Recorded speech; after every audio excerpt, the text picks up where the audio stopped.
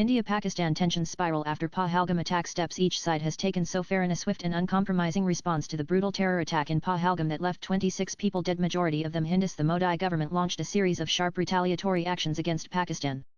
The attack, among the deadliest in Kashmir in recent years, has pushed already fraught bilateral relations into an open spiral, marked by tit-for-tat measures, hardened rhetoric, and a suspension of nearly all diplomatic and civilian linkages. India's reaction has been multidimensional.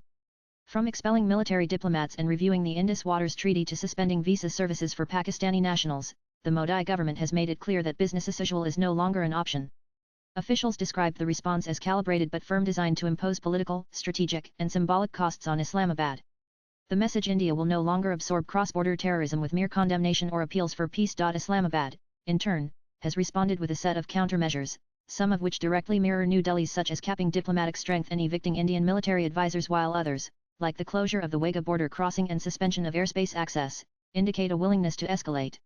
Pakistan's National Security Committee (NSC), chaired by Prime Minister Shehbaz Sharif, accused India of acting in a politically motivated and legally untenable manner, even as it expressed concern over the loss of lives in the Pahalgam attack. The diplomatic chill, which has been deepening since the 2019 Pulwama bombing and the subsequent Balakot airstrikes, has now entered a new phase marked not just by standoffs, but by the systematic dismantling of what little remained of bilateral engagement. India's measures have spanned every available domain of pressure: diplomatic, infrastructural, and symbolic. After India's string of announcements, Pakistan rolled out its own set of actions and warnings, many of which directly mirror India's steps, signaling a deliberate escalation rather than de-escalation. Swipe left for next video. India has made it unequivocally clear the age of strategic forbearance is over.